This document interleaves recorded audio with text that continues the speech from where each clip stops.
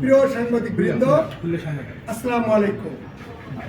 সাম্প্রতিক সময় বিভিন্ন গণমাধ্যম ও নির্ভরযোগ্য সূত্রে প্রকাশিত তথ্যে জানা যাচ্ছে, দেশের বিভিন্ন স্থানে জামাত ইসলামী ও ছাত্র শিবিরের একাধিক নেতা কর্মীকে ভোট জালিয়াতির উদ্দেশ্যে ব্যালটে ব্যবহৃত সিলসহ আটক করা হয়েছে।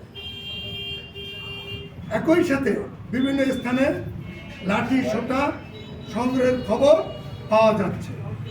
এসব কার্যক্রম কেবল লাঠি সোঁটা পর্যন্ত সীমাবদ্ধ নাকি এর আড়ালে আরও কোনো অস্ত্র বা সহিংস উপকরণ মজুত করা হচ্ছে তা গুরুত্বের সঙ্গে খতিয়ে দেখার জন্য।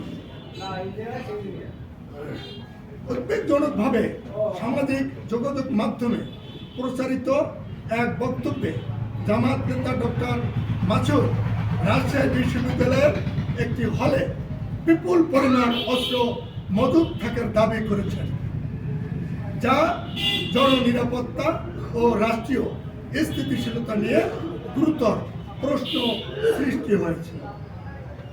এর প্রেক্ষিতে বাউফল উপজেলায় শিবির সংশ্লিষ্ট ক্যাডারদের উপস্থিতি, অপরিচিত লোকজনের আনাগোনা বৃদ্ধি এবং নির্বাচনকে কেন্দ্র করে সন্দেহজনক তৎপরতার কারণে জনমনে আতঙ্ক বাড়ছে।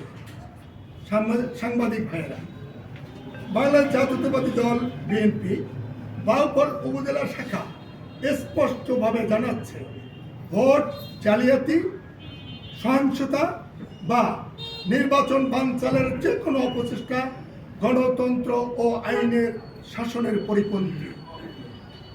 এমতো অবস্থায় ব্যালট পেপার, ব্যালটে মারার সিল, লাঠি সোঁটা কিংবা যে কোনো সন্দেহজনক ব্যক্তি ও কার্যকলাপ পরিলক্ষিত হলে তাৎক্ষণিকভাবে প্রশাসন, সাংবাদিক এবং আমাদেরকে জানানোর জন্য সর্বস্তরের জনগণের প্রতি আহ্বান জানানো হচ্ছে।